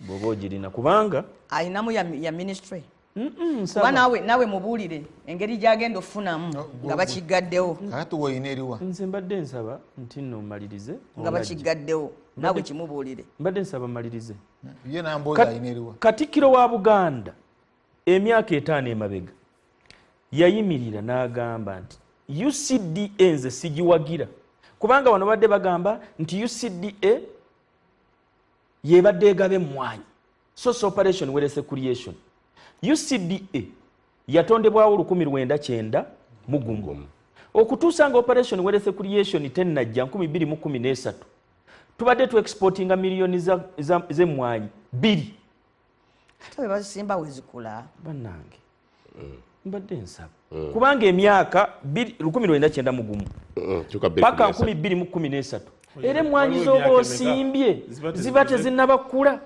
myaka 2 nga tezikula ng'oexporting emiliyoni meka 2 operation wealth creation bwe yatandika ono yabadde atuwa statistics bwe yatandika okutandika okugaba emmwanyi kubanza abasirikale mbadde mbalaba bwe yatandika okugaba emmwanyi ne ziva ku miliyoni 2 ne zigenda ku miliyoni 6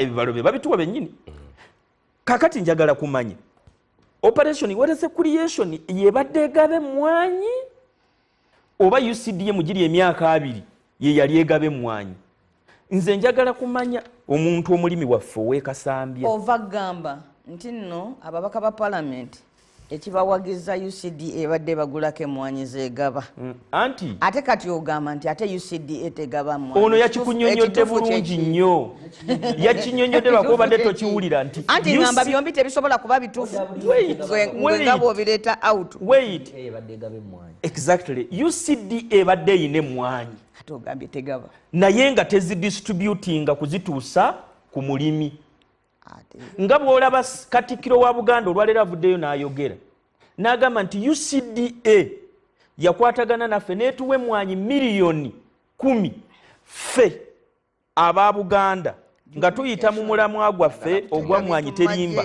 ne tuzigaba operation where reconciliation banange onaliwo Nambooze kugira Nambooze akunjira obudde butasoka okwata UCDA ebadde ina capacity nge mwanyi ezirina naye nga tezigaba kuzituusa ku muki which means kyembadde nkubuuliza nti omulimi waffe ono njagala mmanyi waasalirwa bw'akebera mu ssimu ye ono waawaffe lwegula ku kyalo linda mukato agenda kutandika omulimi waffe nze kubanga kati chairman abuduka wukyalime mwanyi nze manyi mu ssimu ye mulimu essimu ya OSI mulimu essimu ya chairman LC3 mulimu essimu ya MP mulimu n'essimu ye wa boda boda gwatuma wandisuubidde nti emwanyi ze zino yandibaddemu n'omulimisa naye okumanya nti ne mwanyi ze yafa naye mwanyi yeye mwennyini ayinamu mwanyi ate waagula bigimusa waagula ddagala waagula ki kubanga emwanyi yeeno yakola ki ye yennyini omulimi gwe tulina okwebaza nti emwanyi ye yali mu kugyerwanirako bino byonna ebya transition byowulira boogerako myaka 3 actually tebalina giwa agency ng'erina running projects ono abadde ali wano ng'aga nti UCDA government tegiwa sente. That's not true. Nze ntuula ku budget committee government ya Uganda ewa UCDA 44 yes. billion shillings nereeta 82 oba tukola magoba kubanga ne zino emwanyi zennyini leka malirize era zino 82 billion ze muwa UCDA sizaayo. It doesn't even connect. It doesn't even correct because waliwo ow'ekibinge ng'emwanyize azeenoonyeza akatale direct e Germany. Waliwo omusuubuzi w'emmwanyi ng'alina ekyuma kye nga ye yennyini yagenda eyitale direct n'aginoonyeza akatale. Credit just goes to UCDA kubanga bwano baba exportinga balaga nti record eraga nti no be exporting emmwanyi but it is not UCDA. Omuntu ali wano alime mmwanyize Kasoro Haruna Kyeyune aina eka z'emmwanyi 10 mwaga. You know that. Yagenda ye mwennyini e Japan ne yeenoonyeza omuntu agenda okujja ku faamu ye amuguleko emmwanyi. Bwe yalabanga emmwanyi ennungi yamusazeewo n'okumu ofaringa ekyuma ekigenda kubanga president yagamba nti bw'oba badde otunda eno ey'ekikuta 15,000 bw'ogiprocesinga ate ogenda gitunda ezisingakaawo gumu kitundu. N'olwekyo president omuntu yenna tayimirirawo n'agamba mwami omushana yakubuuza naga nti omulimi kasoka president tayagala mu misolo gyeyongere ayagala emmwanyi efe so that emisolo gy'abadde afuna gigwe. Gulabawo logic transition bandibadde bagiwa kati abantu balina bye batatunuulira kati oluguudo lw'emukono bwe lufa emmwanyi gy'ogamba nti n'emmwanyi biyitawo. So really transition zino zonna ze tuli mu kutunuulira nti oba UCDA ddeno nze njagala kumanya omulimi wange oli katandikire ku mulimo nokatono Fred Busura kwa obudde butwala mudakika 2 kwa kati obudde buwedde naye njagala yandukuleko ku bintu nti mu value chain eno mwenga gwe omulimi gwe okuvaawo kwa UCDA kukukosezaawa oba okusigalawo kwayo okufuniramu wa kikulu nnyo. Honorable Kabanda kyabadde ayogerako tewali mmwanyi ya Uganda yonna efuluma nga teyise mu laboratory ya UCDA. Container zonna zibeerawo bamala kujjako sample ne bagitwala erugogo ne bagikebera ne bakukiriyalinga. Secondly, tewali muntu yenna agula mmwanyi ng'ava bweru n'azigula direct. It is a connection between UCDA, the seller and UCDA. UCDA kyeyagalako bibiri. 1. Kyowa oba omujamani wo oba omujapani kirungi. 2. Omujapani akugula sente ezisikwatagana n'akatale k'ensi yonna. Price regulation nti mu contract actually honorable badde tokimanyi nakyo nga nkigambe UCDA omuntu yenna atwala emmwanyi wabweru olina okusayininga contract buyer oli non exporter kakati anti bureaucracy eri mu ministry emmwanyi zeetaaga swiftness nti ebintu birina okukolebwa mangu omuntu omuguzi ayakola ki naye kati njagala mbabuulire fe okutya kwaffe wekuli kati buli bwotambula meters 10 waliwo kampuni ekuyambako okufuna endagamuntu waliwo endage ebakuyambako okufuna passport abalala bakuyamba okufuna driving permit naye ng'ate obuvunanyizibwa bwa gavumenti naye olwokuba nti bureaucracy gwe bw'oyita mu layini entuufu tofuna id nesasula emitwalo gya 5 2 days wogina passport ya mitwalo 2 mwezi bw'ogendayo ne bakusimya layini ani jajjawo yafalumba eki n'ebirala bw'oyita wano ng'ofuluma bakoze bati nti leeta nkaaga ennaku 2 nkuwe kati eyo bureaucracy bureaucracy gye twewala nti UCDA that swiftness okwanga okutikka container owulira wale yaffe endala weeri wawano nti bateekateeka kusikiriza UCDA engeri gye tumaze okulabako ewalala ebijja bikolebwa byennyanja biki n'ebirala ffe tutya 1 sente zino UCDA zeekuŋŋaanya obuwumbi 82 singa emmwanyi etwalibwa mu mayifu esobola n'okuŋŋaanya 3 kubanga target eri awo era emayifu proposal yayo egamba sente zino UCDA zeekuŋŋaanya netwala mu consolidated funds zidde mu mayifu nnyo nga ministry etemeteme nga bwe kyali emabega actually kino kyatandika 2015 seso okubeera ng'agenda mu consolidated funds oli baali bamumanaging direct mayifu kyeyagala kati ejja kukuŋŋaanya nnyo because ejja kukkiriza n'abatwaliramu nnatti z'eggaali n'abatwaliramu amayinja n'abatwaliramu biki emmwanyi egende egwa akatale ebbanga lyonna UCDA ng'emaze okufuna etteeka lino the National Coffee Act erya 2021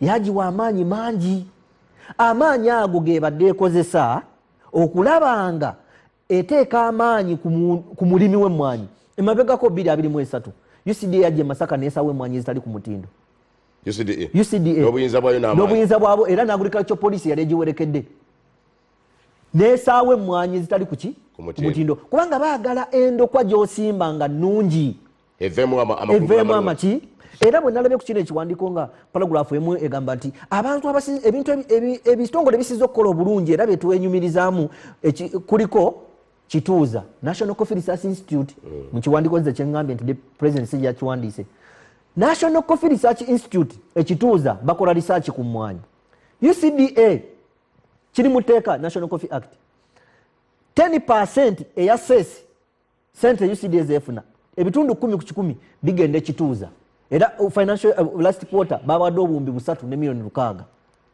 okukola research president beyebaza ne UCDA kino ekiwandiiko nze sikiriza nti mukama wange yakola yakiwandika kuba temuli information eyakitaddeyo yenna tali informed kakati nze ng'omulimi koloneri owekalagala emmwanyi yange ekisooka UCDA bwebanga nfunye endokwa ennungi eregulatinze nsose n'ensimba kubanga emmwanyi ebyo minisitule bigenda giremerawa anti kakati esooke tulageko ekoze etya ku vanira ekoze etya ku majaani genda e Mombasa bannakenya bajjawo ne bagule amajaani gaffe ne bagatimbako Kenya from Kericho nenga bagajjewa Rwanda ekola kati efuna 6.3 batunda amajaani ku beeyi ya waggulu aga Uganda genda olabe because there is no regulator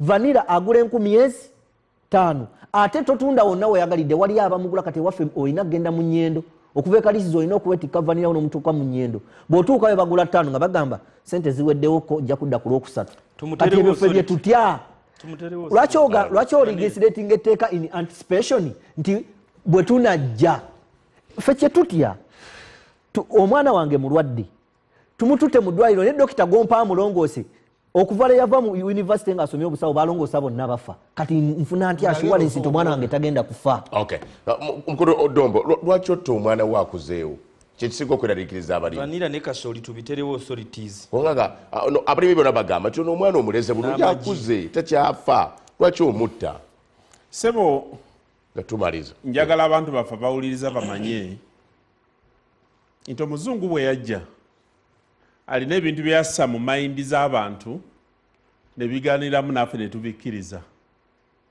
kati onoonya ng'atugamba nti waliwo cash crop ne food crop era twakula ne mwekizaamu tuyingiramu ne bakubuuza cash crop n'oziwaayo ne food crop n'oziwaayo foundation yaffe ngeya NRM yaga nti buli kintu kyonna kiyingiza osobola okuwandiika nti omwanyizi fuluko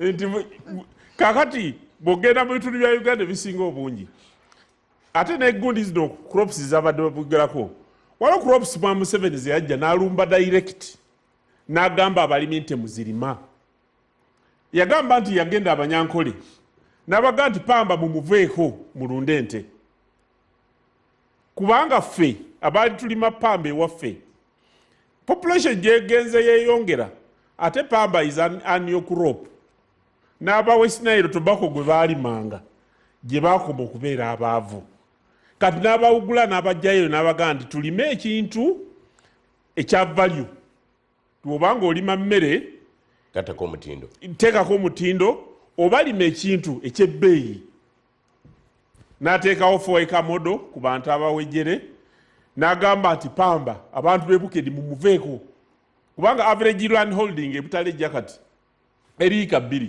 ika 3 kati omuyinza ayinza okulima pamba ku ika 3 n'ofunamu okuyimirizawo obulamu bwo newankubadde ng'edda baabikolanga kale waliwo crops mwamu 7 ziyalungamya abantu n'abagana direct n'abaga nti kino tekyandisaanidde kubanga tekiyamba bulamu bwammwe naye mugende ku bintu ebinayamba abantu bammwe kati ekyokugamba nti lwaki omwana mumutta mwami Museveni nkugambye ensonga ziwadde nga ntandika nekuga nti rationalization eno okujja bw'oba oddukanya gavumenti oba oba osaaniriza omutwe gavumenti etululidde butaginyooma nti kino bwekiremera bw'oba osaanirira omutwe ogusaanirira okusinzira bwe gwakola ki bwe gwakula kati ffe gavumenti etunulira enyingiza kyeyagala esaasaanye naye n'ekigendererwa nti omuntu alima emmwanyi mu myaka gino 2 mwami Kabanda gy'abadde akugamba omulimi afunyemu nga bw'ateekeddwa okubeera oba tuyinza okwongera ku mutindo n'afuna okusingaawo singa kino tuba kisuziza naye kyenjagala babaka ekisembayo kyeŋambye ku luli nti ababaka balina okubuuza gavumenti nga bazzeeyo mu palamenti nti enteekateeka eno UCDA gyebadde ekola bwe tunagenda mu ministry tunakola specific arrangement eno okulaba nti omutindo tegusse akatale tekagwe n'omulimi yeeyongera okufuna okusinga kyabadde akola obuvunanyizibwa bw'ababaka nga bateesa waliwo obweralikivu nti bukyenda mu mukaaga akawuka kali emmwanyi bwe kajja olaba UCDA yakola kinene nnyo okukalwanyisa nti senga kakomawo abakulu balweralika banagendera onatidde ndo za bureaucracy information akalala mukama wange UCDA wayogedde ku foreign currency financial year ewedde 2023-2024 yalese trillioni 4 n'obuwumbi 326 n'obukadde 406 information ogijewe yino nzija ku poto ya URN walala and you check I'm going to share with you then nani tax revenue jenkuwadde yino eyabadde limited obuwumbi 82 ne milioni 253 kakati omwana bw'abanga abadde akola bulungi kiki ekyokubiri lwaki mutugamba honorable lwaki mutugamba nti bwe tunaatuuka eyo tujja ku planninga okwe kutya kwange tewali yakyogedde and have you planned where ulontwala Kamaru very good oja kusembya honorable Nambooze jara ekigambo waweraliikidde ngenda Italy ate ne bemulowooza rationalization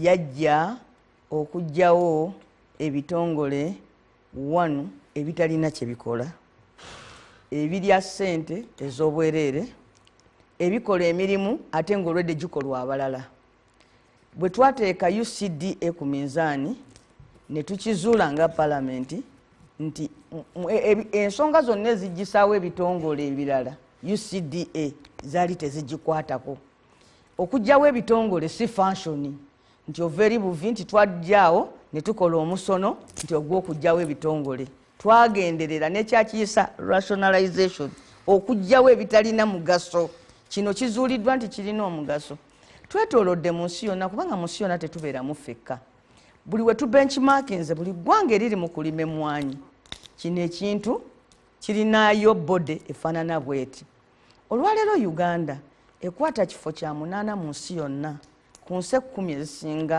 okulima emmwanyi ate kyakubiri wano mu Africa awo tugamba nti bw'oba ojja ogoba abatakola ate lwaki naakola omutwaliramu naddala ng'ogenda oyogera bwoti nti tujja kulaba bwe tuteekateeka we tulaga ekirala tulina kye tulaba nti obuvunaanyizibwa buno oteekateeka naawe omanyi nti gavumenti emanyidde ddala bulungi nti tewasobola kubeera nga tetulina kitongole bwe kityo naye olina abantu abali private bojolera obasembeze obateeke wano obakwase emmwanyi yaki y'abantu yo Uganda eribaako ddina ekyayo bwe tutuuka nti no bannange tulina sente ettaka tulirina erubo wayiika 5 ne sente tusobola ozeewola mu banka ye South Africa tuzimbe eddwaliro ng'ogamba peneti jangu olituzimbire gw'olirituwa bwe tugamba nti bannange kakati tutuuse ku ddaala ly'emmwanyi twetaagawo ekitongole ekikola bwe kiti ne bwe kiti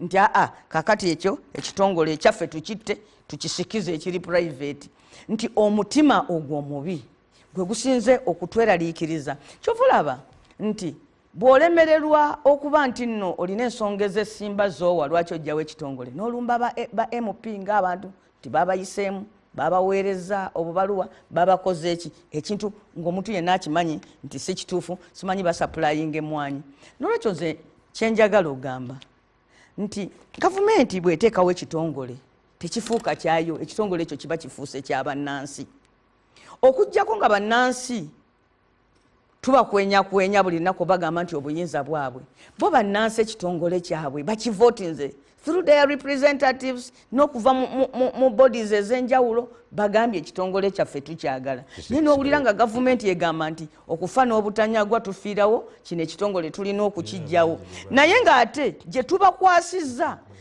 mwami Zambali ekintu ekinnuma is the militarization of this country nti olugira bwe bati nga bagolongotanya ebintu ono yagamba luli last program nti mwami Museveni ekimugolongotanyisa Kampala ayagala bitabuke abireetemu abajaasi era wano kyova owuliro yalumiriza operation werese creation yekoze nnyo kubanga era n'emmwanyi baagala ebere militarized kubanga bo balowooza nti buli kintu kyonna osobola okifuga obulungi kiteekwa okuba ku oda y'amagye kiteekwa okugibwa kuba ekya gavumenti kyekyabannansi kiteekwa okugibwa mu mikono gy'abannansi introducingewo gwe bayita investor bamubacking up n'amagye buli munnayuganda ye buli kaseera mu nsi asigale ng'ensi eyaffe tulaba ndabe nga buli kyaffe kyonna tomanyiiyo muntu bwe bakubuuza olwaleero nti baani abali mu golodi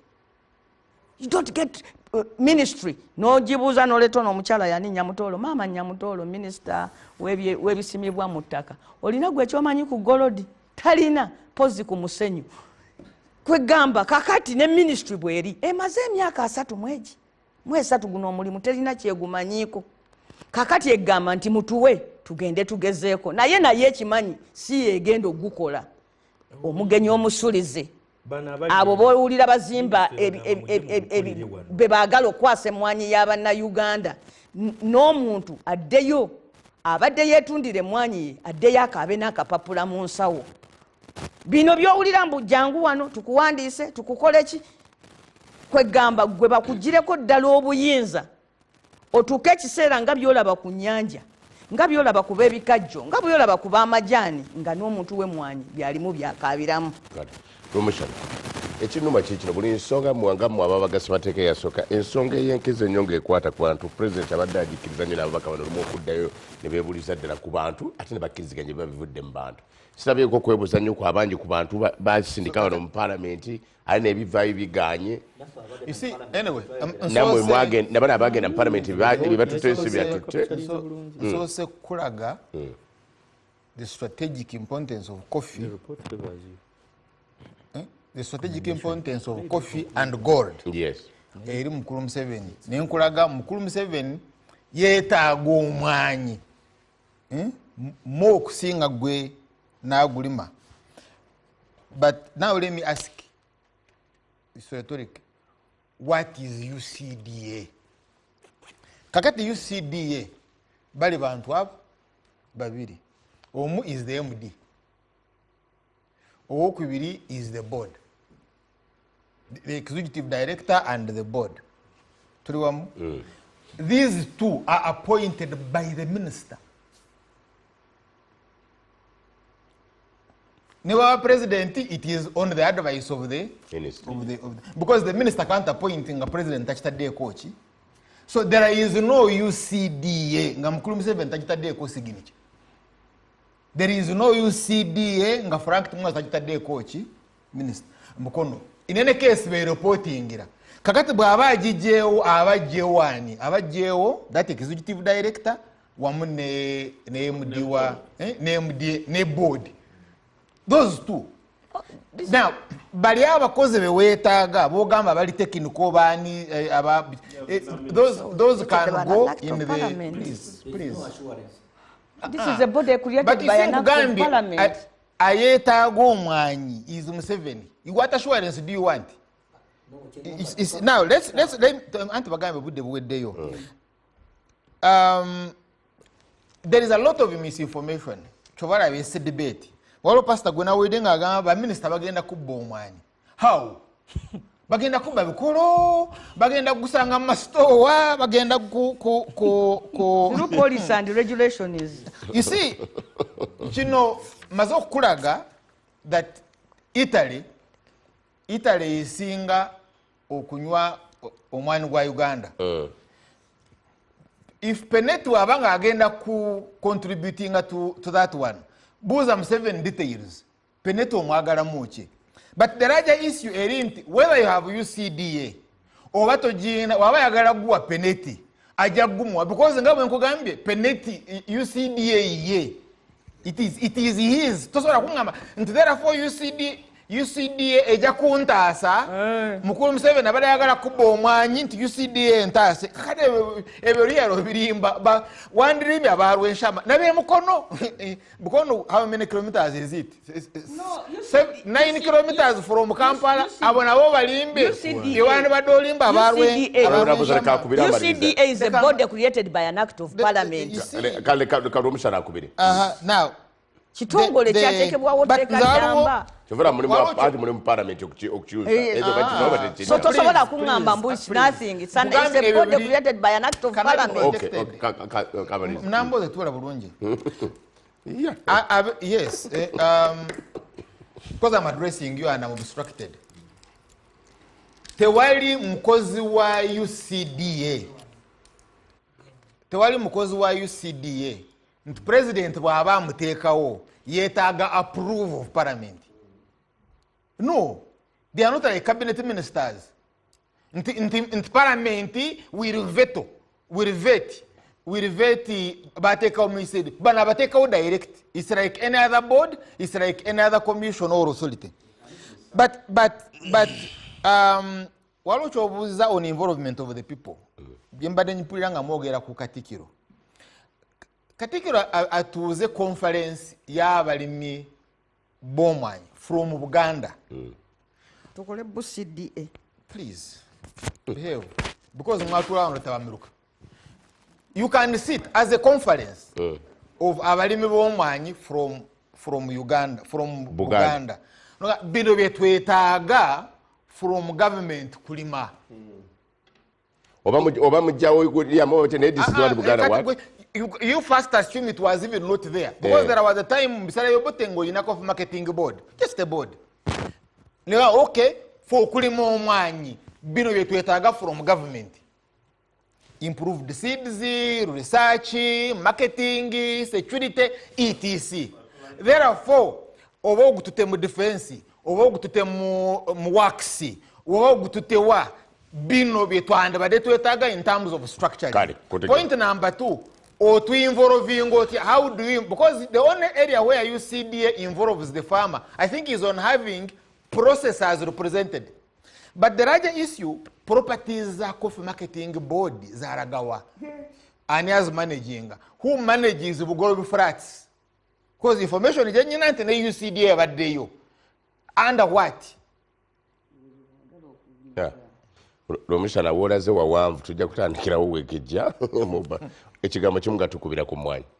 Emwanyi nze balege kuteeka mu byabufuzi nga ona lero omushana bwakunnyonnyodde beneficiary nambemu w'akasente akava mu mwanyi bamuyita Yoweri Kaguta Museveni, president wa Uganda. Ye beneficiary nambemu.